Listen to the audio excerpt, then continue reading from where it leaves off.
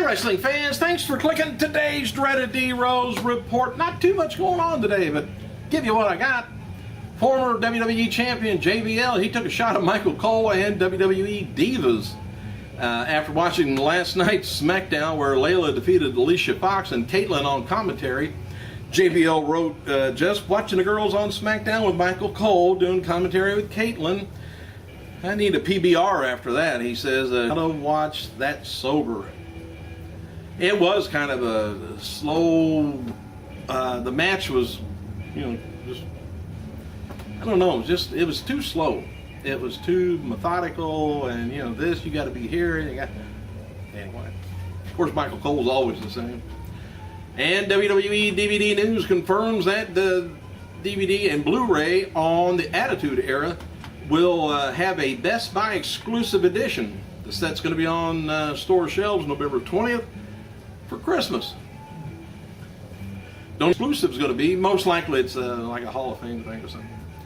And happy birthday to three-time NWA World Champion, Tag Team Champion David Young, 40 years old, and one-time WWF Champion Ivan Koloff, 70 years old. And today would have been the birthday of WWF Hardcore Champion Crash Holly, would have been 41. And how many times was he Hardcore Champion? Do you know? 22 times. Anyway, I don't know, some of that at 24, I like that at 24-hour run they did with the Hardcore title. Can't have no fun like that no more. And on this day in 2005, the wrestling world lost one-time WWF Tag Team Champion Ed Moondog King. His last name's White. But anyway, at the age of only 56 years old, White began his adult life at work on the Great Lake boats before being recruited by Ontario promoter in 1972. And he established himself as a tag team wrestler, winning the Canadian Intercontinental Tag Champions before moving to WWF to compete as Moondog King. Remember there was Spot and I forgot the other one. Spot and Butch. Wasn't Butch? Maybe that was the Sheep Herders. Remember them? Oh well. Hey, anyway, he did a caveman type gimmick, by the way. He won a further tag team title before being forced to give up his share after he was denied re-entry into the U.S. No paperwork right, I guess. And now competing back in Canada, White won further 4 championships before semi-retiring to start a political career. He twice ran for office, but unsuccessful on both occasions. Hear that, Linda? By the year 2000, his health was declining, which at 56 shouldn't be. Of course, wrestlers, man, their body goes through hell. Anyway, it was declining, and he suffered from Bell's palsy also, same thing JR has got, and had 2 heart attacks. In December 04, his taxi crashed, and his injuries saw him put on life support, which he would never recover from. PWI Insider confirms that Rey Mysterio was diagnosed with a pretty severe concussion on Monday, and Rey was scheduled for a follow-up exam on Friday, but likely won't be cleared to wrestle for at least a few weeks. Oh, I hope he's got some money saved up.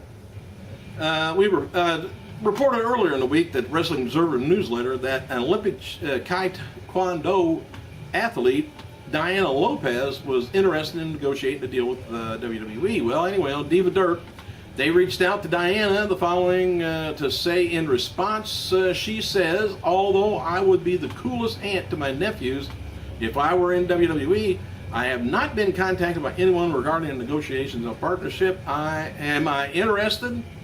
I have entertained the idea, and it seems like it would be really fun. I would be up for it. They'll be up for leaving your family for a while too. Months after being involved in a serious car accident, I'm glad to hear this. Former WCW star Buff Bagwell, He's going to be returning to the ring for the Mid-Atlantic Championship Wrestling show tonight in Halifax High School in South Boston, Virginia. He will be teaming with Matt Hardy. And the main event is going to be Scott Steiner taking on Gunner. Former ECW champion Mikey Whipwreck, he was at WWE headquarters shooting some interviews this week, likely for the WWE Network. And opening match of last night's Raw in Cape Girardeau, Missouri, saw Kid Cash. Well, I went back a ways, didn't I? Tyson Kidd defeat Tensai. Poor old Tensai. I don't know. I think I could probably defeat him now. After the match, Tensai cut a promo and issued an open challenge to anyone in the back. Well, anyway, this brought out the next big star, Big E, Langston. Langston went into, to defeat Tensai in one of his first WWE live matches. I told you, I thought I couldn't either. Hey, anyway, WWE Intercontinental Champion The Miz filmed an episode of Supermarket Sweeps for some unknown reason in the UK this morning. And he's currently overseas doing promotional work for WWE and ended up hanging out with Maria Munoz last night. And Munoz also caught up with The Rock on the set of Fast 6. Wade Barrett, he's back in action last night, WWE event in Cape Girardeau. Barrett cut a promo before the match about he's the toughest fighter to ever step foot in WWE ring. Barrett went on to squash Kurt Hawkins. I mean, wrestlers have always said they were the toughest and all that. Hang on a second.